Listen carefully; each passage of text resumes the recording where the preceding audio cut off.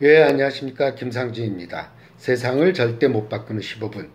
17번째 시즌을 시작하게 되었습니다. 첫 번째 강의는 이보다 더 좋을 순 없다.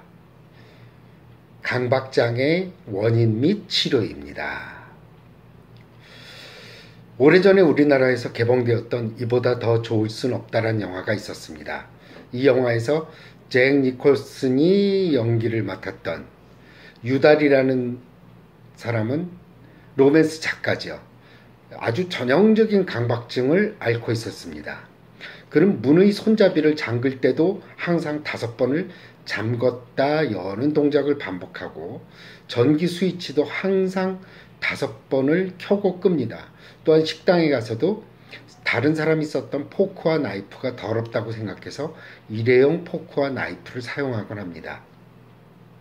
그의 강박증은 거리에서도 나타나는데 항상 보도블록에 금을 밟지 않고 걷는 행동으로 나타나고, 또한 택시의 손잡이도 더럽다고 여겨서 자기 손으로 문을 열지 못합니다. 그래서 다른 사람이 열어주기를 기다리거나 아니면은 택시 문을 닫을 때는 손으로 안 닫고 발로 택시 문을 닫게 되죠. 영화 속에서는 강박증의 모든 것을 다 담고 있습니다. 이런 행동들이 바로 강박증의 증세들이죠. 그럼 영화가 아니라 실제로 나타나는 강박증의 사례를 들어보겠습니다. 얼마 전에 그 상담을 한 주부의 경우 자꾸 아이에게 손을 댄다는 겁니다. 그래서 죄책감에 사로잡혀서 우시게 되셨는데 자신이 어머니로서 자격이 없다고 생각하는 우울함도 같이 있었습니다.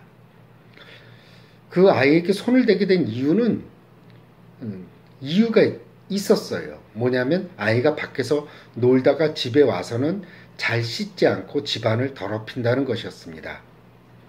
이 주부의 경우 더러운 것에 대한 오염된 물질에 대한 강박증이 있었던 경우죠. 이런 경우 남편을 비롯해서 아이들이 외출을 하고 집에 올 경우 이 주부의 경우는 모든 가족들의 옷을 새로 다 갈아입힙니다. 옷을 갈아입지 않으면은 더러워서 본인이 견딜 수가 없기 때문이죠. 그리고 밖에서 들어오면은 거실에 이렇게 걷잖아요. 그 걷는 곳까지 다 걸레로 닦게 되죠. 물론 가족들은 이런 어머니의 태도에 불만이 많죠. 왜냐하면 외출이 겁나는 거예요. 외출했다가 들어오면은 전부 다 씻어야 되니까 그게 싫은 거죠. 그래서 아이들과 마찰도 있고 남편과 마찰도 있지만 가정의 평화를 위해서 자식도 남편도 다 참아주게 되었습니다. 또 이 주부의 경우는 일상적으로 우리가 더럽지 않다고 생각하는 것도 더럽다고 생각해서 하루에 수십 번 손을 씻습니다. 그런 강박증으로 고생을 하고 있었죠. 또 다른 강박증의 사례를 들어보면은 어떤 목회자의 경우인데, 그는 자신이 다른 사람을 죽이거나 해칠 것 같은 생각이 계속 든다는 거예요. 특히 뾰족한 물건을 보면 자식을 찌르지 않을까, 남을 찌르지 않을까 하는 그런 생각이 들게 된다는 겁니다. 그래서 이런 나쁜 생각이 드는 자신에 대해서 화가 나고 속상하고 내가 이런 생각들을 가지고 있는 사람인가 하는 그런 생각을 하게 돼서 죄책감과 자책감이 많이 드는 경우입니다. 또 다른 사례를 보면은 중년 여성의 경우인데 쓰레기를 버리지 못해서 내원하게 된 경우입니다. 그녀는 집안에 불필요한 쓰레기를 버리게 되면 혹시 그 안에 소중한 물건을 함께 버리지 않았나 자꾸 쓰레기통을 뒤집어서 확인하고 난 후에 다시 돌아가서는 쓰레기통을 뒤지는 행동을 반복합니다.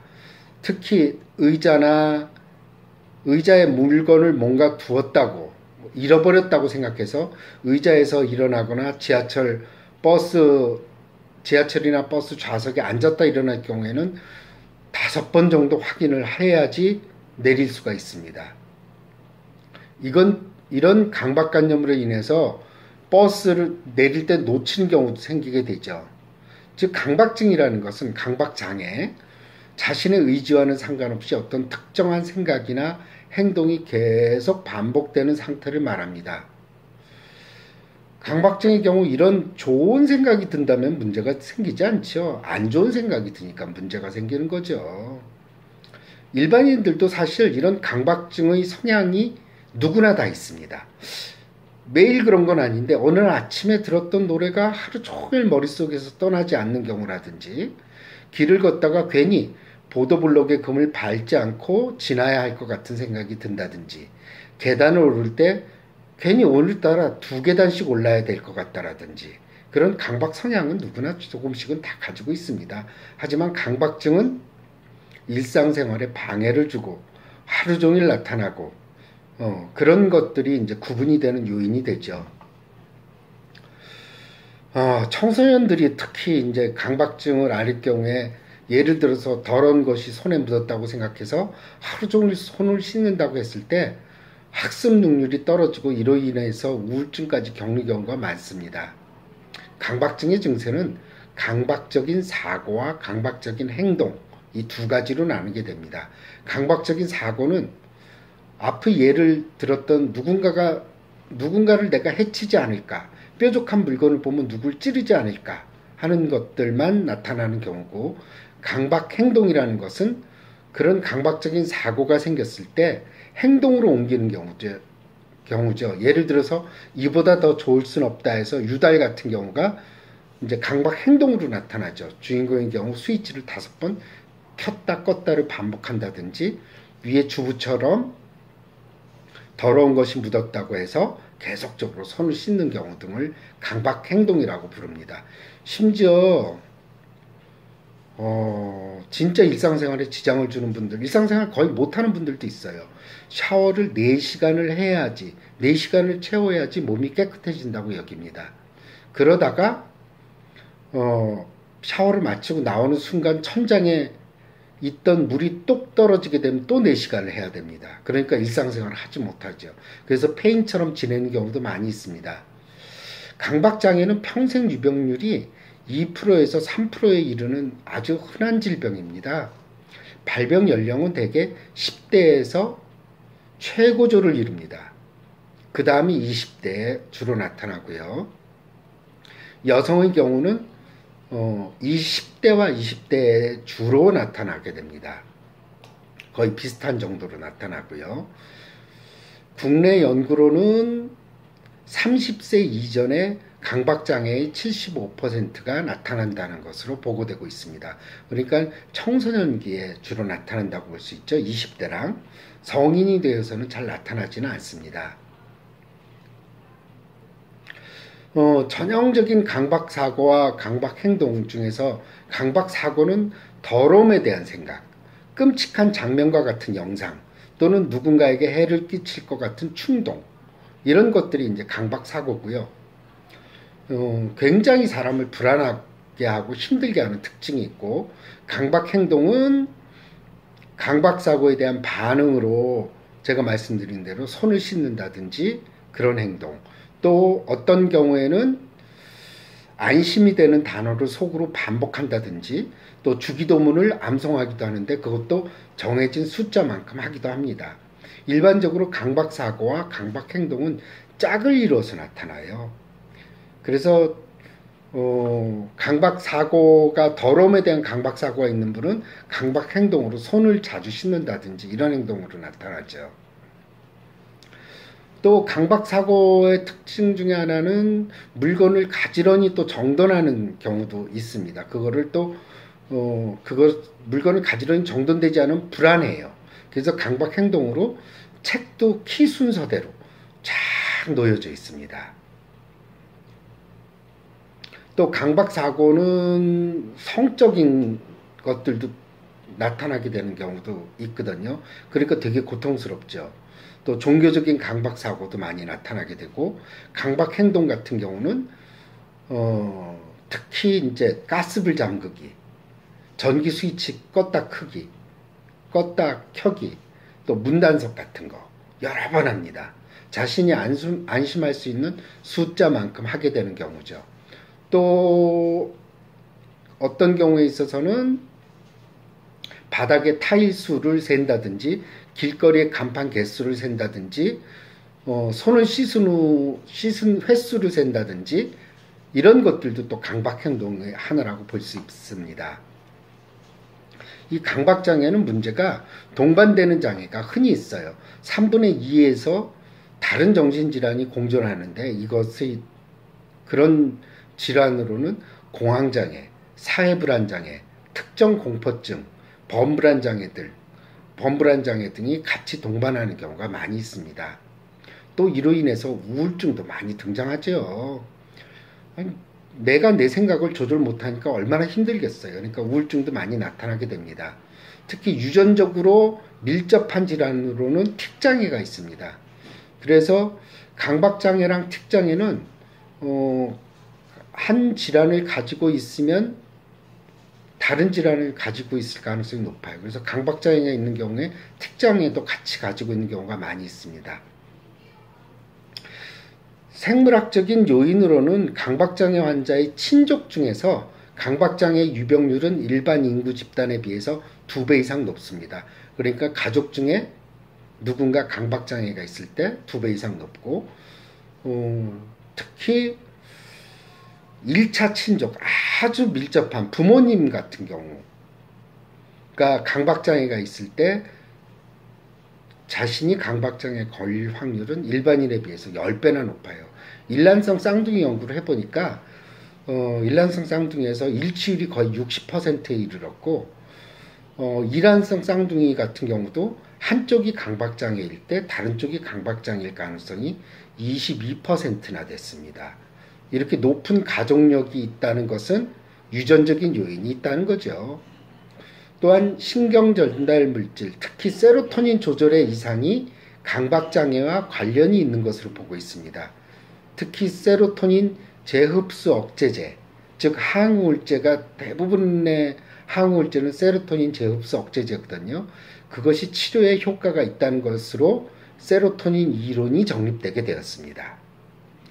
약물 치료는 이런 세로토닌 재흡수 억제제인 프로작, 서트랄린, 파로세틴, 렉사프로, 플루복사민 이런 것들을 주로 쓰게 되고 실제로 이보다 더 좋을 순 없다 해서 유달이 캐롤이라는 여성을 좋아하게 됐죠. 그 여성과 사귀려면 어떻게 돼요? 강박증이 좀 완화돼야 되니까 실제로 병원에 찾아가서 약을 먹는 장면이 영화 속에도 등장합니다. 그래서 이런 것들이 강박장애 치료에 효과가 있긴 한데 우울증 있는 분보다는 약을 조금 많이 써야지 효과가 있습니다. 그래서 장기간 치료해야 된다는 좀 단점이 있어요. 일반적으로 약을 투여했을 때 50에서 70%의 환자에서 아주 유의한 호전을 보입니다. 그러나 증상이 호전되더라도 약을 끊게 되면 증상이 재발되기 때문에 장기 투여를 해야 되죠. 이 강박장애는 문제가 정신과를 찾아오는데 너무 오래 걸린다는 거예요. 이 병이 있다는 것조차 몰라서 대개 5년에서 7년 정도 앓고 난 다음에 온다는 연구 결과가 있습니다. 그래서 이제 나중에야 나이가 들어서 오게 되는 경우에 있어서 강박장애 증세가 많이 완화되게 된 분들이 내가 청소년기에 이 약물을 치료했다면 공부도 더 잘할 수 있고 지금 더 좋은 여건에 이를 수 있었을 텐데 하고 아쉬워하는 분들이 되게 많이 있습니다. 그래서 특히 청소년기에 발병을 하기 때문에 부모님들이 좀 잘 관찰할 필요가 있죠. 그래서 그리고 또한 강박장애는 자기장 치료기라고 그래서 TMS라고 그러죠. 그것을 써볼 수 있다는 연구 결과들이 있습니다. 연구 논문들을 보면은 연구 논문에 반반 정도 해당이 돼요. 어떤 논문은 효과가 있다. 어떤 논문은 효과가 없다라고 하는데 지금 제가 한 분을 지금 자기장 치료기 TMS를 하고 있는데 효과는 아주 썩 좋지는 않습니다. 하지만 강박장애가 심한 분들에게 있어서는 뭐 약물 치료도 안 된다 했을 때는 해볼만 하죠. TMS라는 치료가 부작용이 없기 때문에 해볼 수는 있습니다. 자, 여기까지 이제 강박장애에 대한 얘기를 했고, 이보다 더 좋을 순 없다. 그러면은 이 영화는 도대체 무슨 의미를 담고 있을까? 또 심리학적인 분석을 좀 보너스로 해드리고 싶어요. 직장 생활을 하는 사람들이 제일 힘들어하는 것은 육체적으로 힘든 것도, 일이 많은 것도 아닙니다. 바로 대인관계가 제일 힘들다고 하죠. 유독 자신이 싫어하는 사람이 있고, 그 사람이 하는 행동 하나마다 마음에 들지가 않아요. 또 별로 나에게 피해를 주지 않음에도 불구하고 유독 눈에 거슬리는 직장 동료나 상사들은 어디서나 존재하기 마련입니다. 왜 유독 어떤 사람들은 나의 신경을 긁는 것일까요? 이유는 바로 자신 안에 존재하는 그림자 때문입니다. 융의 용어로는 섀도우라고 부르죠. 내가 버리고 싶고 받아들이기 싫은 속성들을 우리는 의식의 밑바닥에 가라앉히고 있죠. 그러다가 남들한테서 그런 것들이 발견되게 되면 그 사람에게 비난을 퍼붓게 됩니다. 이보다 더 좋을 순 없다. 유달도 마찬가지죠. 그는 자신 안에 존재하는 더러움, 무질서, 지저분한 모습을 받아들이지 못합니다. 그래서 그는 의식적으로 손을 하루에도 몇 시간씩 씻고 3-4시간씩 샤워를 하죠. 그리고 자신은 깨끗한 사람이라고 여기죠. 그리고 주변 사람들은 개나 키우고 사는 지저분한 게이, 그 동성애자거나 감정에 흔들리는 불쌍한 인물들이라고 비난합니다. 즉 그가 해결하지 못한 자신의 그림자를 다른 사람들에게서 발견하고는 비난을 해대는 것이죠. 그래서 이보다 더 좋을 순 없다 해서 유달이 하필 강박장애를 앓고 있는 것은 영화 속에서는 상징적으로 이 사람의 심리를 보여주기 위한 것입니다. 이런 유달의 행동은 우리들과 다를 바가 없죠. 우리가 직장생활을 하면서 유독 자신의 심기를 건드리는 사람이 있다면 사실은 그 사람의 속성이 자신 안에 존재하고 그것이 튀어나오지 않도록 억압하지 않나 살펴볼 필요가 있습니다. 이런 억압된 그림자가 사실은 나의 삶을 풍성하게 해주는 거죠. 아니 그런 게 뭐가 풍성하게 해줘? 유달의 경우 더럽고 지저분하다고만 여겼던 강아지와 인간답지 않다고 여겼던 동성애자를 친구로 받아들이면서 그의 삶이 풍성해진 것처럼 말입니다. 남들에게 보이고 싶지 않고 눌러두기만 해서 빛을 보지 못하는 나의 속성을 알고 싶으세요? 마주치기만 해도 나의 심기를 건드린 동료나 직장 상사에게 바로 있습니다. 그는 바로 내 마음에 보물을 지니고 있을지도 모릅니다. 강박 증세가 있는 이 괴팍한 성질의 로맨스 작가가 억지로 맡겨진 옆집의 개를 키우는 과정에서 주변 사람들에 대해서 마음의 문을 열고 사랑을 이루어가는 과정이 나타났듯이 그가 싫어했던 것들을 받아들임으로써 그의 삶이 풍성해지지 않았습니까? 그래서 우리가 싫어하는 부분들, 그런 부분들을 유독 잘 주시할 필요가 있습니다. 그 유달이 말이에요. 영화 속의 유달이 매사에 뒤틀려 있고 그 다음에 강박 증세로 다른 사람들과 어울리지도 못하고 이런데 어느 날 옆집에 살던 그 동성애 화가인 사이먼이 강도를 맞으면서 그 사이먼의 개를 할 수 없이 자신이 키우게 되고 또 사이먼과 또 캐롤 이렇게 같이 여행을 같이 떠나면서 유달은 내가 싫어했던 부분과 같이 가는 심리적인 여행을 떠나는 것입니다. 그렇게 같이 내가 싫어했던 부분들과 같이 어쩔 수 없이 같이 가게 되면서 그 안에 존재하는 보물을 발견하게 된다는 게 이 영화의 특징이죠. 그리고 이 영화가 우리에게 알려주고자 하는 거죠. 그는 자신 안에 존재하는 모든 더러운 것들을 남에게 투사함으로써만 자신만이 괜찮은 사람이고 문제가 없다고 생각했는데 내가 더럽다고 생각했던 동성애자 그리고 다른 사람들은 아주 더럽고 그 다음에 청결치 못하다고 여겼던 모든 사람들에게 문을 열지 않았기 때문에 그의 삶은 메마르고 황폐해질 수밖에 없었는데 어때요? 동성애자도 사람이었구나. 그 다음에 다른 사람들도 그렇게 더럽다고만 생각했는데 따뜻한 정을 가지고 있구나. 또 그리고 그런 더럽다고 생각했던 사람에게 사랑까지 느끼게 되잖아요. 그것은 내가 천대시하고 또 내가 구박하고 또 내 자신 안에서 몰아내고 싶었던 그런 부분들이 도리어 우리 인생을 풍성하게 한다는 걸 의미하는 것입니다. 그거는 외부에 더러운 것이 있었던 게 아니라 내 자신 안에 더럽고 그 다음에 강팍스럽고 또 내가 받아들이기 힘든 부분들이 있었던 것을 사실은 남들에게 모두 다 투사하면서 유달은 살고 있었던 거예요. 그런데 내 안에 그런 것들이 모두 다 존재한다는 것을 받아들이니까 어때요? 유달은 참 유해지고 온순해지고 그리고 남들과 교류도 하게 되고 사랑까지 하게 되었습니다.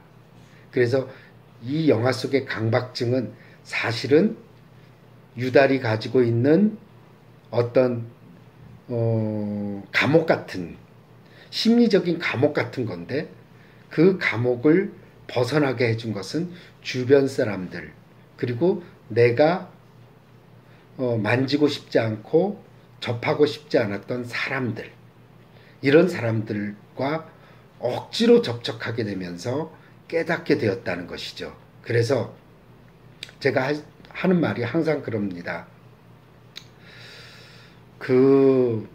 내 성질 건드리는 사람이 나의 스승이다. 그것은 무엇이냐면은 내가 버리고 싶고 내가 바라지 않고 또 내가 보고 싶지 않았던 그런 부분들이 바로 밖에 있는 게 아니라 내 안에 있다는 거죠. 특히 저 사람 진짜 인색해. 정말 자린고비야. 돈 쌓아놓고 뭐 할 거야. 근데 그렇게 욕하죠 우리.